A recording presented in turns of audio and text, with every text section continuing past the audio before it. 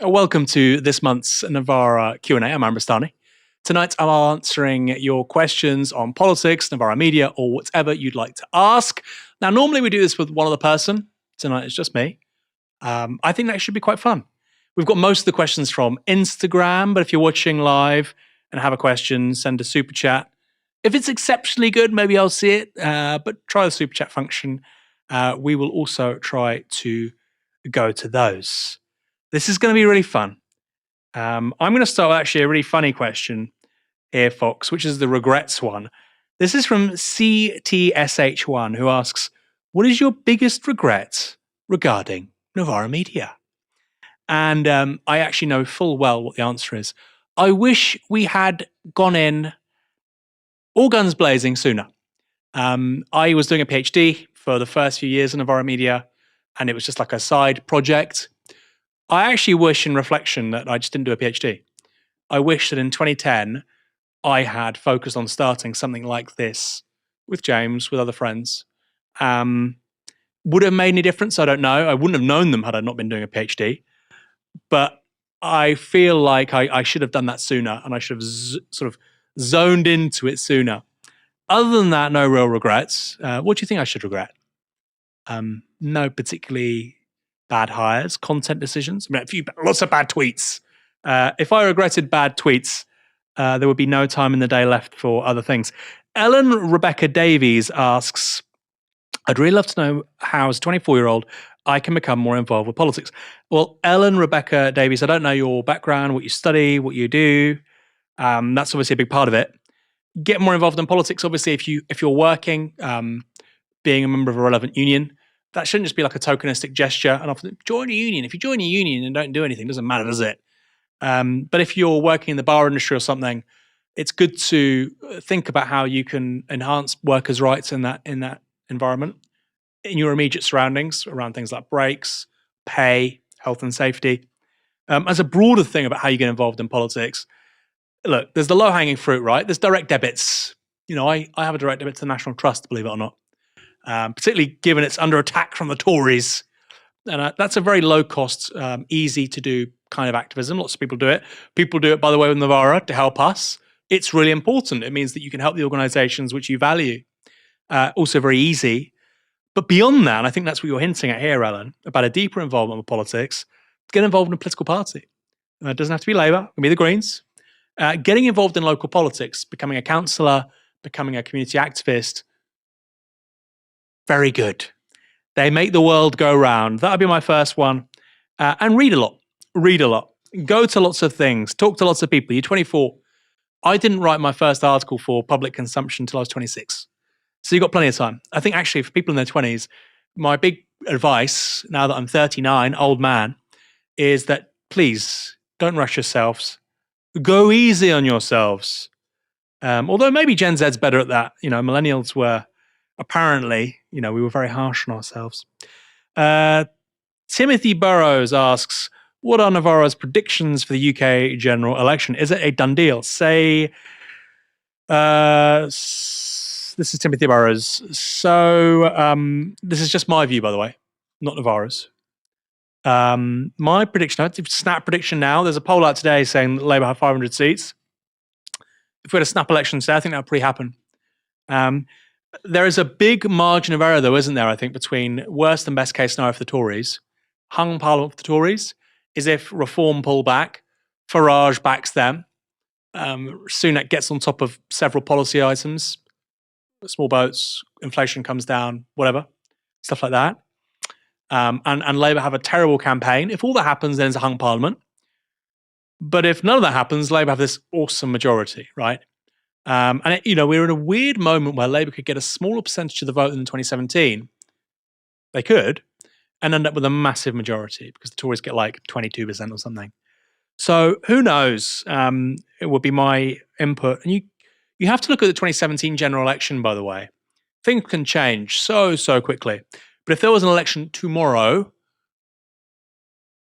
100-seat Labour majority, probably more. But I'm being conservative. Because I was hoping, of course, in 2019 for a hung Parliament. I thought Labour's upper limit was 35%. They got 32. So you should be conservative. Emilia Cross asks, what do you think the ICJ outcome will be and why? No idea.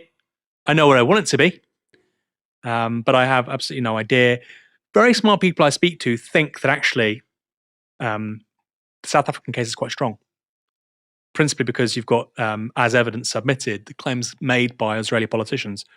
But there is a high threshold for this stuff, even at the ICJ. So we'll see. And by the way, as well, I also think people should read the UN definition of genocide.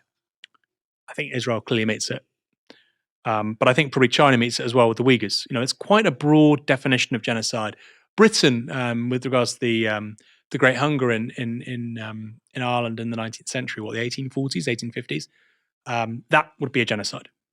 Now I know people on the left think it's a genocide, but it's not widely talked about as a genocide. With the UN definition, it's clearly a genocide. One senior person on this, I can't remember who it was, academic on genocide, said it was a, quote, textbook case of genocide. So let's see. Martin Poyner asks, how do you see Novara developing over the next 10 years? Huge is the answer, Martin. With your help, with the help of our supporters, huge. Bigger than Channel 4. How about that? I think we'll be very large. I think we'll be a very large media organization. Not trying to psyop the public and actually caring about journalistic integrity and facts and competing arguments. All very unfashionable now, but turns out actually lots of people care about that stuff. And also, good work. Do good work. Don't try and cancel people or ratio. I like ratioing people, of course, but don't try and cancel people or ratio people. Do good work. People will be interested. I often meet people on the centre right. They say, I don't like you. I don't like your values, blah, blah, blah. Listen to you is really good. That, in many ways, is the best feedback of all. Because if it just softens their views on the left 10%, or if it maybe even over several years drags them towards the left, job done. Bethany O'Neill asks, what do you recommend we can practically do to help those suffering in Palestine? There is a few links. I don't know if we can share these in the descriptions, actually, but you've got Palestinian Red Crescent Society, and you've got Medical Aid for Palestinians, map.org.uk, map.org.uk. I think we can add those to the description after this goes up. Hugely important conversation about how to help those in Palestine protest, demonstrate. And I think this is really important. The protests in support of Palestine, sort of thing Michael Walker would say. So, don't hold it against me. The protests in support of Palestine, wear a kafir or whatever, of course, but they shouldn't be left-coded. The idea that support for Palestine is left-coded, I think, is deeply erroneous. And by the way, a reason why the right is so wholeheartedly behind Israel, despite the fact it's overseeing a genocide, is because they view it as left-coded and therefore they have to do the opposite thing, which I think is really dumb. I mean, the left does that on a bunch of stuff too, but it's really dumb. And what you need with things like climate change, with Israel-Palestine, is for there not to be a left coding of this. So go on the protests, be as open and welcoming as possible, have the debates with people, have the discussions with people. Don't harass people. Just my view. People are different. Just my view. Try and persuade. That's what politics is all about at the end of the day. That's really important. And also in everyday conversations. That's a big deal. So yeah, protest and give cash. Helps. I like this one. From Radam Mer. Sounds Farsi. Are you in any shape or form connected to the Islamic regime in Iran? What do you think? No. I've been to Iran once when I was 20. Great country. I do find it amusing when people say, "Oh, you're patsy for the Ayatollahs." If you knew how much my family lost after the revolution in 1979, you would realize how thick that is. I can't go to Iran. I couldn't go to Iran to see my now dead grandmother. She died at 97 because of what's going on. I wouldn't go to Iran because I'd be worried about being arrested. Them doing a Nazanin Zaghari Ratcliffe on me. My auntie has cancer. I can't go and see her. If I go and see her, which I'm planning to do, it's going to be Armenia or Turkey. I can't go to Iran. So the idea that because I don't want a failed state in Iran, I don't want an invasion of Iran, regime change by force, by external powers, therefore I must support the Ayatollahs, is so dumb I'm not saying you're saying that, by the way, Mr. Mayor, but it's a thing I hear, right? It's so dumb, it defies belief, frankly. And I do worry with some Iranians in the diaspora. They are cheerleading for regime change. Be careful what you wish for, because Iran could be Afghanistan. In fact, for many people in the State Department, that's the plan. So how do you change things? It's got to be through a mass movement domestically for change, but which isn't saying we're going to, have mass murder of all the Revolutionary Guard. We're going to lock up all the clerics, because of course that's the thing they fear most. There's going to have to be some kind of shift in Iranian politics, which is attendant with an opening up to the world. We have to end the sanctions. The sanctions help the regime, by the way. They isolate the regime and they help the regime because it detaches the Iranian body politic and civil society from the wider global conversation. We have to end the sanctions and we have to have some kind of diplomatic normality with the Iranians. And I think once Khamenei dies, who's the supreme leader, he's very old, I think that's going to be a major inflection point in contemporary Iranian politics. I think once that cohort of figures in the Revolutionary Guard who were revolutionaries, people like Soleimani, who I don't support him being assassinated, by the way, thought that was mad, but people of that age who served through the revolution in the Iran-Iraq War, the diehards of the revolution, once that generation passes away and more people fill that gap in the Revolutionary Guard and across Iranian civil society, pro-regime people, I think there will be the opportunity for a different conversation on this. It's going to take a long time. The American Revolution is in the 1770s. They have Jim Crow in the 1960s. So 190 years later, there's still really screwed up stuff with the US. This will take a long time. So the idea that we'll get rid of them all and we'll do something which the US and Europe and the UK, they all love, we'll get these people in and we'll have skyscrapers and be like Dubai. I don't think it's going to work like that. And I wonder who's best served by that idea, frankly, which is, I think, outlandish. I love this one. This is great. Haley with £2 on YouTube Super Chat asks, do you watch Novara live or NM live on the days you're not on? Of course I do. I often watch it back. Some days more than others, right? I think on Mondays I always watch it. Tuesdays I do. Wednesdays I watch it. Thursdays I'm often here, so I watch it maybe afterwards, like 10 or 11, because I'll be on the train going back to where I live. And of course Friday. Do I watch the shows with me more than other ones? No comment. Just joking. Of course I don't. We have a question here from Bobby Sayers, who asks, are we on the verge of some form of world war? Great question. I think particularly with West Asia, we're not seeing a regional war. I said this before. We're not seeing a regional war, but we're seeing a region at war.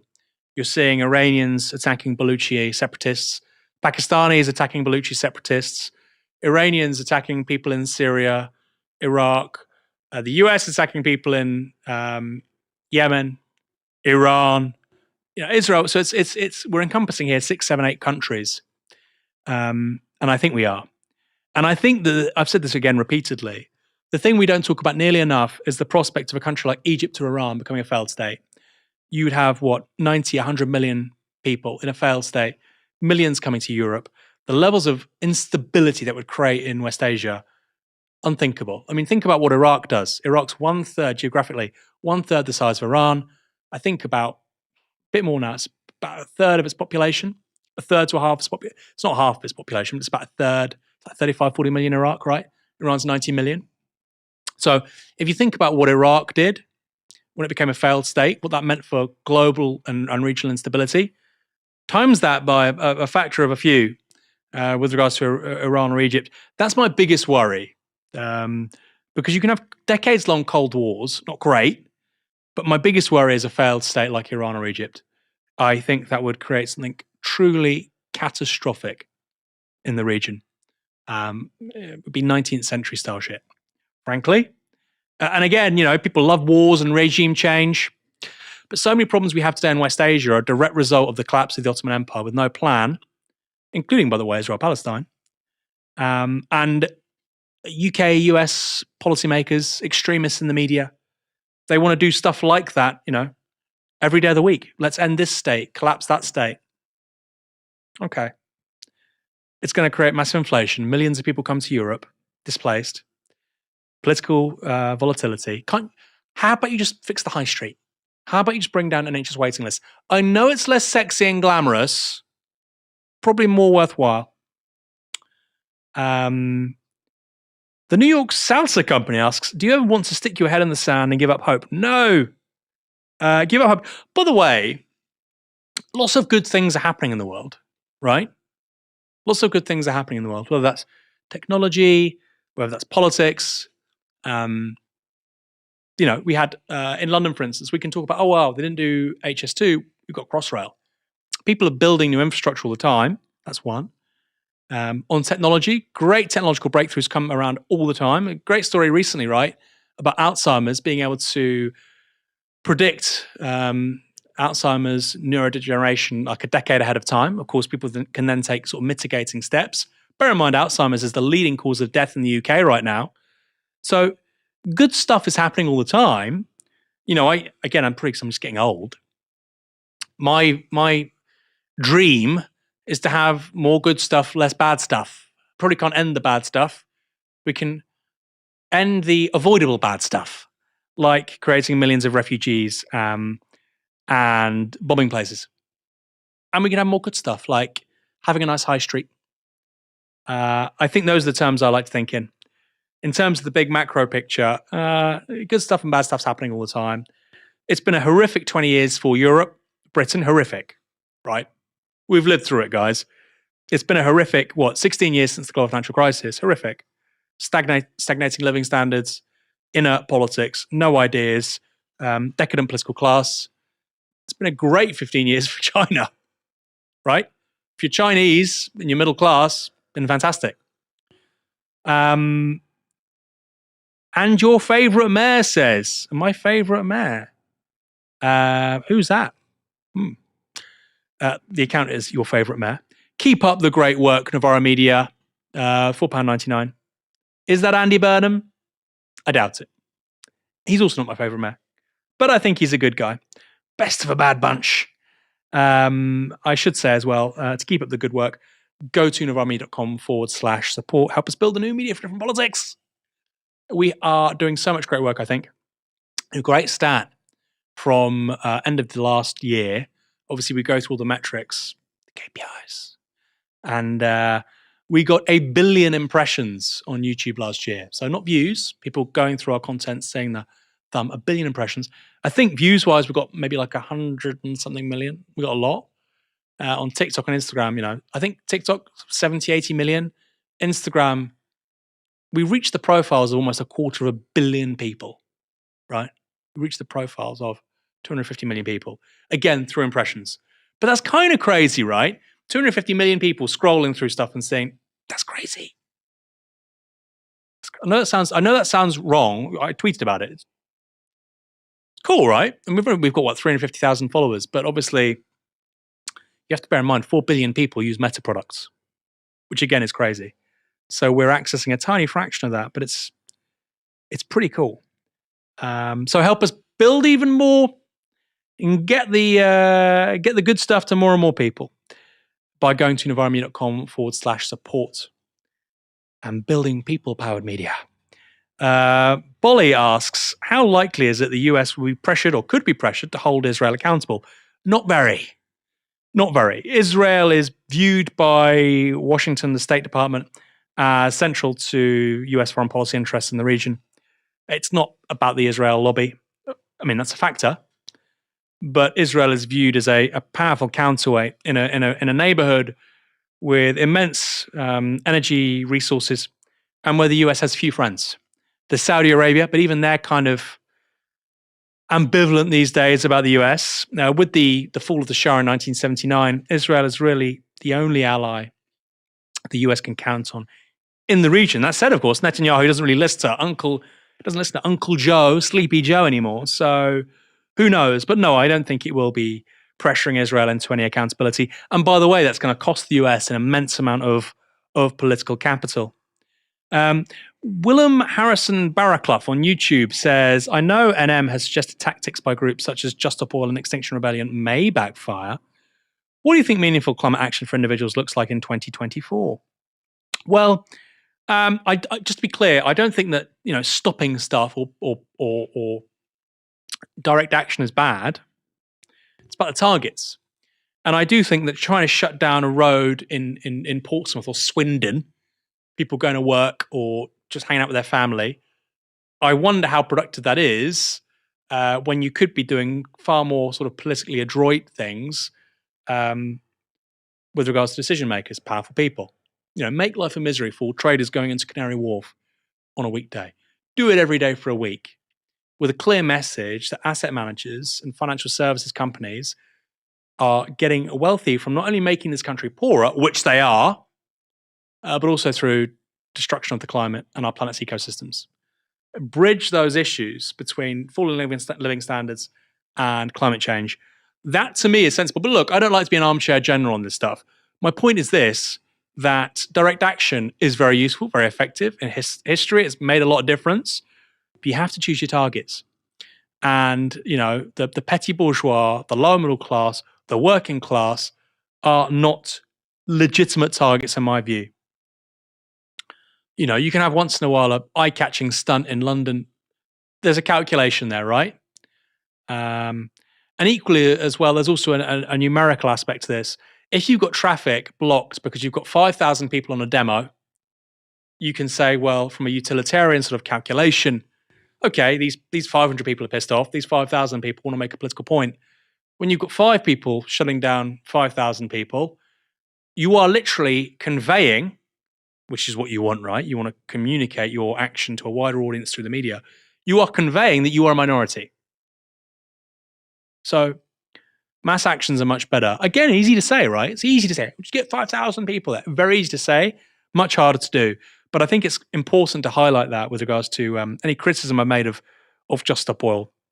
I do think the kind of vanguardist, adventurist, small actions by small groups has been very effective in the climate movement. In terms of Drax Power Station, great. Normal people, going to a retail park with their kids on a Saturday, I'm not so sure. Isaac Riddle asks, can you talk about citizen journalism and its impact as seen particularly recently in Gaza? Such a great question. We wouldn't know half the things we know without citizen journalists in Gaza. And there's a reason why regimes repeatedly try and turn off the internet, because it makes a hell of a difference. And this is very new, right? The first iPhone is out in 2008. But even then, this idea of using a phone to record yourself, upload video in real time, you need a great phone, a great camera, but also 4G, 5G. That wasn't really an option until 2015, 2016, for it to be worth watching anyway. That's a big shift. And so I think this question of citizen journalism, what is it? Who are the citizen journalists is a great one. I think Novara emerged from citizen journalism. We're now professional journalists. And I think, how do you bridge that gap as well? How do you make 1,000 Novaras bloom? It's fascinating. Because the costs of entry into producing political media, political journalism have clearly fallen. And yes, it's good to have the citizen journalists. Also, the people who are really good at it, adding real value, how can we make them, do it while also making a living?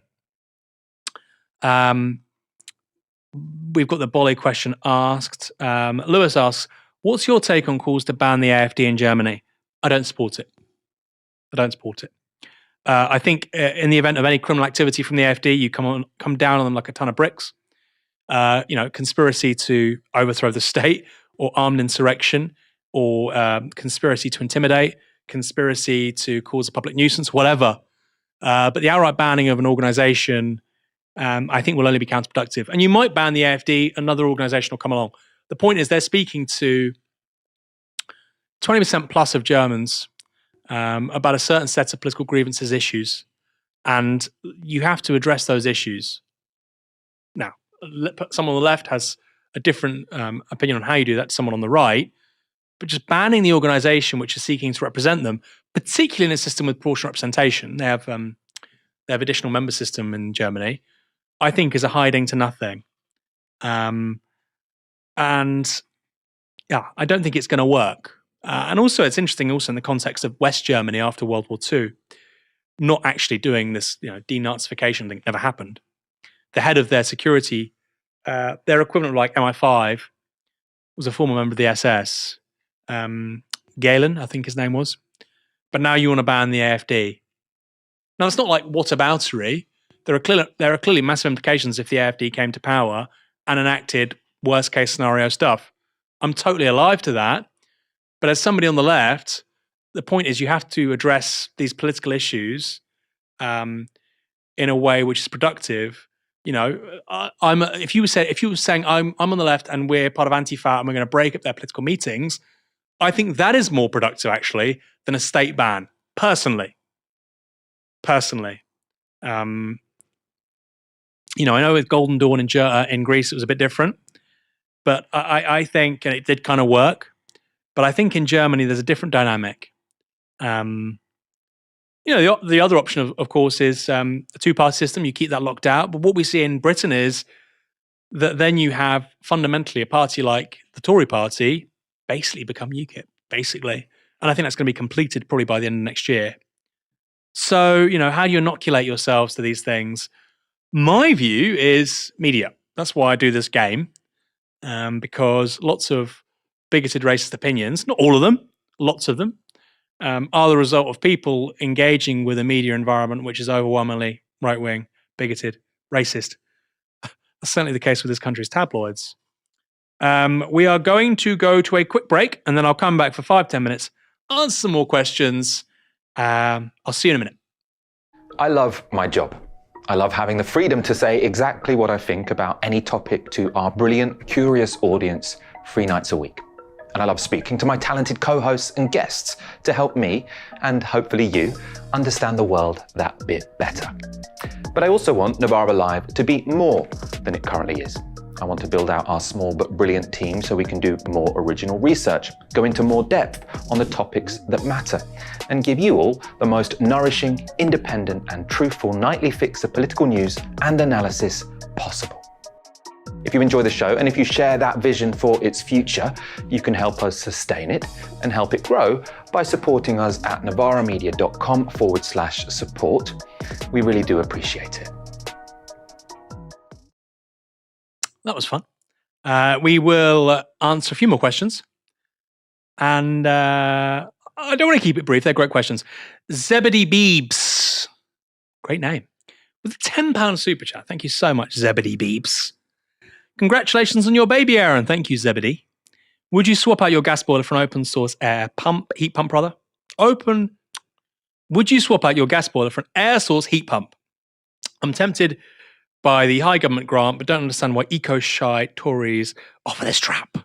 It's interesting, isn't it? So I think there have been pretty good subsidies on things like solar panels under the Tories since 2010. The heat pump thing is interesting. I don't know the economics of it. What I don't understand is why don't we have a publicly backed consultancy in this country which offers a free service? And I know some councils offer this, but a state-owned company. They say, we'll come to your house, do a free audit with regards to your energy consumption, energy needs, how you can make changes or investments which will offer a high return quickly or longer term. Why don't we have that? I mean, that would be a common sense, low cost thing to do. So I think something like that, a consultancy, you can get them, of course, locally, they do that. Often they start with wall insulation, the wall cavity insulation.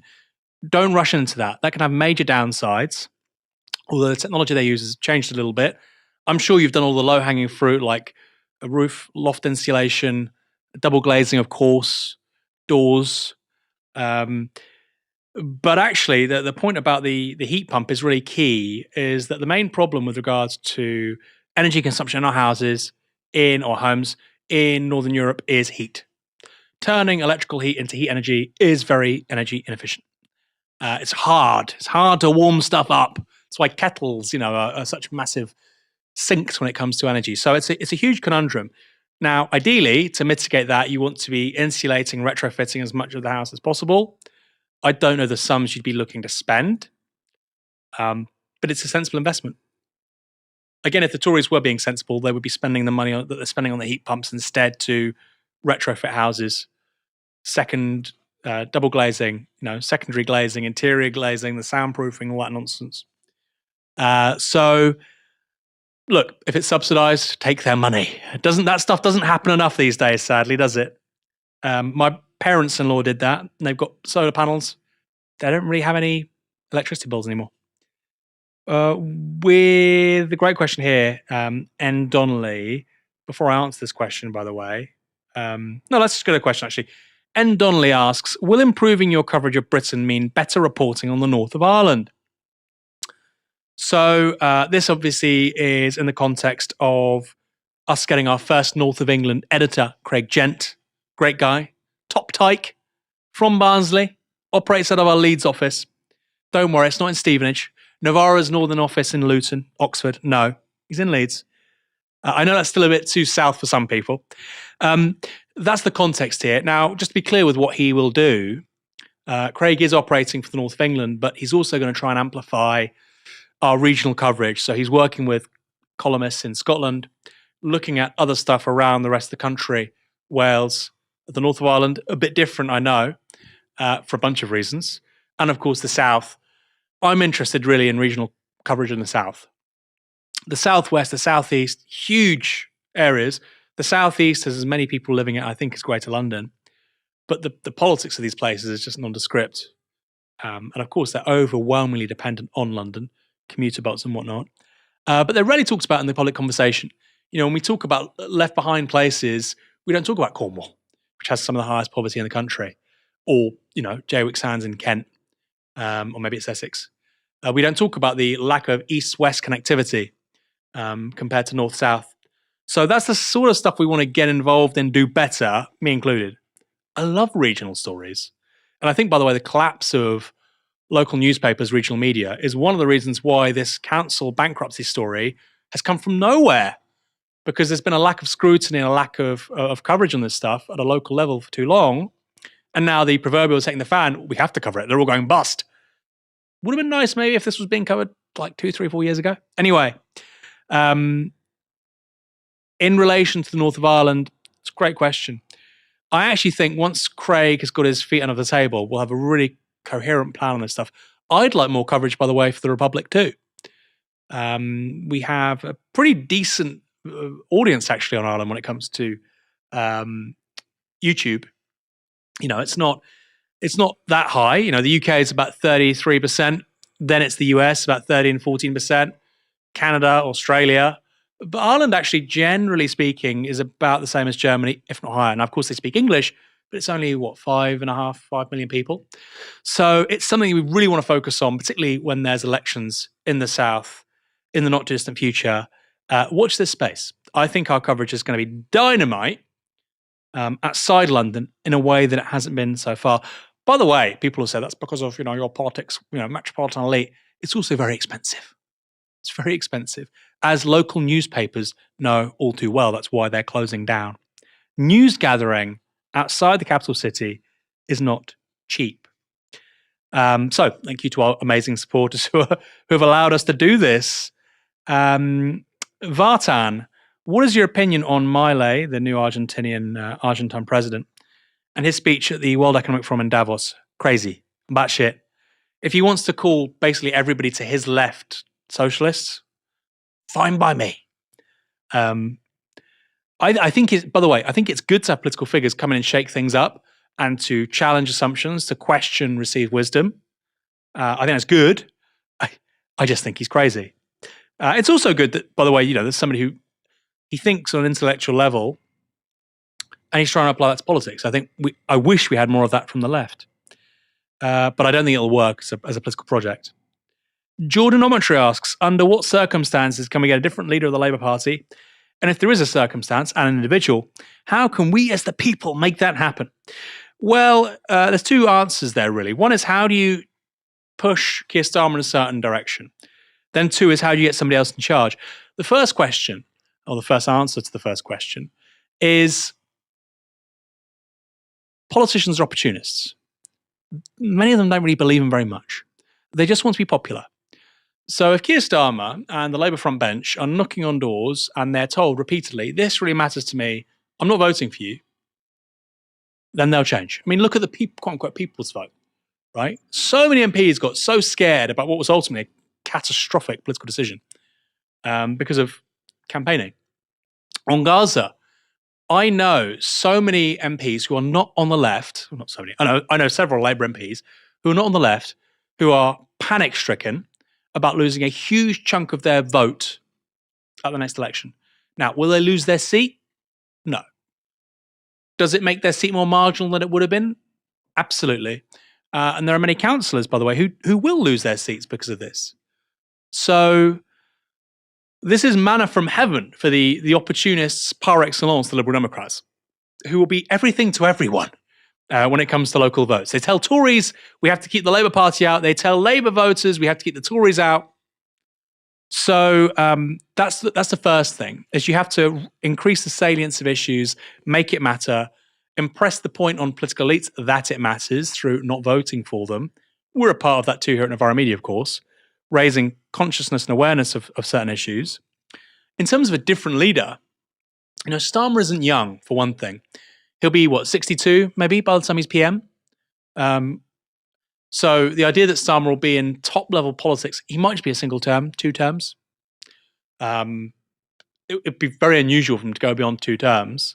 You can do a lot in 2 terms as well, right? So there will be a Labour leader after him. Now, the right has their candidates. I would hope the Labour left does too. Sadly, the experience of 2019 is that they don't really line their ducks up, the Labour left. Very unimpressive, actually. Rebecca Long-Bailey didn't really want to run, did she, as the Labour candidate? Good candidate, by the way. Good candidate. Very formidable on policy. Very affable. She didn't want it, did she? There was no plan. There was no plan from McDonnell. There was no plan from Corbyn. If we lose badly, what do we do? There was no plan. People can say, "Oh, you didn't have a plan." Well, we can only do so much. You can only do so much. The Labour left, in terms of its MPs, its activists, its councillors, they have to have the plan. Momentum. They have to have the plan. So if you want to be part of that plan, well, you should be involved in the Labour Party, shouldn't you? That's the first point. I think there are lots of very good MPs, or could be MPs, who would be good Labour leaders. I think Andy Burnham is probably the best you can hope for right now. And I think his brand of sort of, social democratic politics, which is taking on regional inequality and poverty, is powerful, compelling, popular. And that shows, by the way, in his results as mayor of Manchester and what he gets to the ballot box. So I think it's reasonable for the Labour left and for the trade unions to settle on Burnham. The key point is that the Starmeristas are doing their best to keep him out. They do not want him to be back in Parliament ever again, because he's a threat to their little ragtag club, despite the fact he used to be a Blairite. He's not that left wing. These people think that anything to the left of Gordon Brown is a raving socialist, which is so idiotic. And by the way, doesn't help the country, because it means you can't solve certain problems. I'll answer a few more questions quickly. We've got Lyrianne, who asks, what can we expect to see from Novara Media in 2024? Any special GE coverage planned? Any plans for Boarding Beyond London? Yes to special GE coverage. It will be huge. It will be massive. We will cover the next general election better than Channel 4. Fact. We will have, I think, and also the analytics on social will tell you that, right? I think we'll get tens of millions of views a month on general election. The video team might not like me saying that. I think we will. And I think also, in terms of broadening beyond London, of course, as I said, we've just hired a new North of England editor. That's high priority for us, Left or right, I think one of the major issues that really angers so many people, normal people, is regional inequality. And that's something I care about deeply. I don't live in London. I'm not from London. And I think that's something that, we can really push. Final 2 questions. Rachel C. asks, have any of your thoughts on fully automated luxury communism changed since publishing? Would love to hear more of your thoughts on the current tech. 2 things. I actually understated how quickly things will change. And secondly, you can buy that book over at Verso or on Amazon. No, seriously. On the technological change thing, I understate how quickly it's going to change. I think my daughter was born last year. I think in her lifetime, if she lives to say 2120, which would be her life would be as long as my grandmother, 97. I think by 2120, she will have seen clearly machines that will be able to do anything humans can do. The question is when. And there's a great phrase, Amara's Law, penned by a gentleman called Amara, I think John Amara, in regards to technological change and our perception of it. Humans understate change in the long term and overstate it in the short term, which is to say we over-expect change in the short term. And it doesn't happen, we go, oh, well, nothing's changed, nothing changes. But actually, we have a propensity to understate how much changes in the long term. I'll give you an example. My grandmother was born in 1926. Like I say, she dies in 2023. Hitler wasn't even the Führer, right? Britain still had an empire covering a quarter of the planet. There were no jet engines, no rockets, no satellites, no internet, no genomics, no antibiotics, I think. So that's how much changes in the span of a single lifetime. I think in the span of my daughter's lifetime with regards to AI, automation, intelligent machines, we'll see something very similar. But I don't think she's going to be a very old lady by the time it gets there, right? Maybe by the time she's 30, 40, you're basically looking at machines that can do anything a human can do, I think. And I think I should have been a bit more adventurous in my assertions about that. Now, the point is, politically, how do you respond to that? How do you respond to the inequality it generates, potential underemployment, or of course, they just create bullshit jobs? How do you respond to what it means for global economic inequality? Because, of course, manufacturing doesn't relocate because of falling costs. It just stays the same and people get robots instead.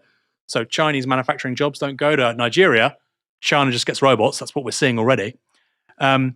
These are the live political questions which nobody in the political class wants to talk about because it means challenging the core assumptions of capitalism. So, sorry, babies born in 2023. We haven't thought about the world you'll be living in when you're 30, 35, 40, because it makes us uncomfortable to think about capitalism. Well, not us here at Novara Media. Final question, Veggie Nug Nugs, like that, asks, what do you think will turn the tide and stop the UK being governed by a far-right or fascistic Tory party after a one-term Starmer? Will Starmer be one term? I don't know. I think the majority might be too big for that. Although political volatility is clearly not going away. My view is actually that fascistic is a strong word. I think, in a way, the reason why the right loves to talk about crime, by the way, we have a problem with crime, is because of inequality and an economic system which doesn't work. Again, walk down a high street. That's not all crime, but it's a lot of it. Crime pays in so much as lots of jobs don't.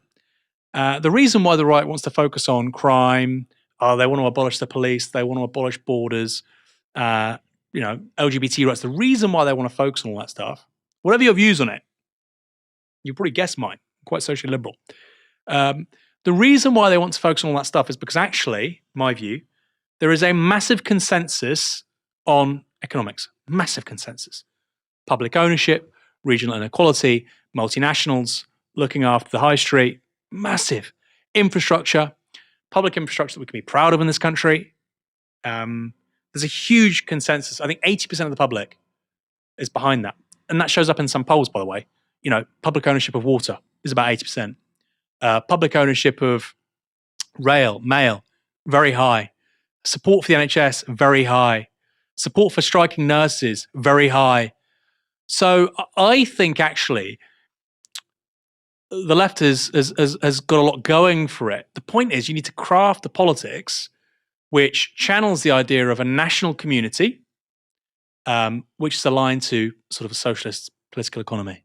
What does that mean? Big words. It is about crafting the idea of a political... We are in a political community, by the way. I think a lot of the left gets that wrong.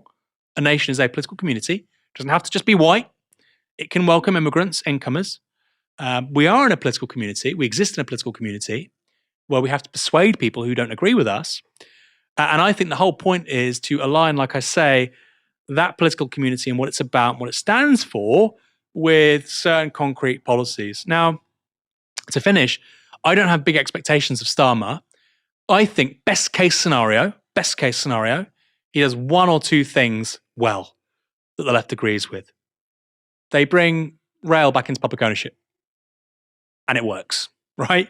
That's all we need as a platform. It works. Tickets don't increase above inflation. The service gets 5% better. And I think then you have a proof of concept with regards to public ownership of a major industry. And I think you can go from there. I think in retrospect, a major failing of 2019 was to say, we're going to bring everything into public ownership. No, we should have just said water and rail. And we'll prove to you it's better. We have aspirations to do this other stuff too, but water and rail in the first term. And then things like student debt, we will scrap student debt in a first term. Can you though? I'd rather honesty, and you say, well, actually, all student debt will be capped at 1.5% interest. We will reduce student loans from £9 to £3,000. We will scrap them for the following professions: nurses, junior doctors, people that go into teaching. That's, again, is a good middle ground on a really important issue. Once you prove that works, you can go to the electorate and ask for more. I think after 45 years of a beating from neoliberalism, the idea that you could completely invert it, our 1945 moment, I know I've said that, I was wrong, I think. I think now we need one or two demonstrable ways of doing things better, at odds with neoliberalism, and I think we'll get people on board then. That may happen under Starmer, right, with one thing. I'm being very optimistic, by the way. I don't think it will. That's best case scenario. So fascism, I don't know. I think actually, like I say, on the big issues, there's lots of consent, and there's lots of consensus, rather. And this is why they focus on the other stuff, the LGBT rights stuff, immigration and whatnot. What I would say on immigration, and that's just clearly somewhere where the rights just completely prevail, by the way, is that, not everybody who wants less immigration is racist. And we know this because of the polling. For instance, a plurality of Remain voters think that net immigration of 1.3 million over the last 2 years is too high. That's a plurality of Remain voters. So if you think, and I know you're not saying this, but if you think a plurality of Remain voters are fascist, we have problems. I know you don't think that. I don't think many people think that. But it's an interesting question to grapple with. For me, I think we need to have a far more humane asylum policy in this country. And I think we need to think about economic migration in a more rational, calculated way.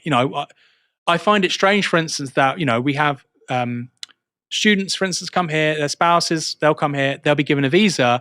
Yet it is so hard for somebody fleeing conflict from the Taliban. It's very hard for them, and it's not a zero-sum game. But I think the left should be able to have a conversation where they say, actually, yeah, we want to pull our weight with regards to asylum claims, sure. And actually, you're being misled by the right, because last year I think we had something like 60,000 people came over in small boats. In the last 2 years, we had 1.3 million people come here perfectly legally. Perfectly legally. You are being psyoped by the right into thinking most of the people coming here are coming illegally. And I think that's an important ground for the left to defend, right? We need a immigration policy in this country which has democratic consent, but is also well informed, right? There was a poll out on this recently. A lot of people think that actually a majority of those 1.3 million net migrants to the UK were illegal migrants. And of course, that suits the Tories down to the ground to think that, because they were the government. So I would want a more humane policy of asylum and a sensible, rational conversation about immigration policy into this country, which does not mean pulling up the drawbridge. But clearly, if you're building 200,000 homes a year, but 1.3 million people come over in 2 years, that's not sensible. We need to build more homes, by the way, too. But let's have a conversation about all of that in total. So in terms of the right taking over in 5-10 years' time or whatever, I think the left needs to be honest about these conversations and have them sensibly, and have them with people we disagree with. I know there's a lot of dissent about that on the left. That's just my view. I think it's really useful. And you know what? You might even find your mind changed on something, crime or something, I don't know. It's very patronizing. Dan Evans said this. The idea that the left will go into these spaces and talk at people and they will start to agree with everything we say, and we will learn nothing from them. We're not that special, right? I wish we were. Wouldn't that be great? Just, tell everybody what to think and they all think. And then, yeah. But that's not life. That's not politics. That was a very sort of long, elongated question with answer rather, with lots of extemporizing. But it's a hugely important one because you're right to say that politically, this country is not going to move massively left with Starmer, and it's the end of the Tories, and it's the end of right-wing media, and everything's okay and lovey-dovey because Keir Starmer's a number 10. No, things can get very bad very quickly, and we need to be alive to that. And that's, of course, why Novara Media exists to get ahead of these debates, report the facts, but also have the important conversations. Thanks for joining us tonight. We'll leave it there. A Q&A with just one person for once. I enjoyed it. I don't know about you. If we didn't get to your question tonight, then don't worry. We'll be doing this again next month. And remember, come back tomorrow at 6 p.m. for Novara Live. We'll see you then. Good night.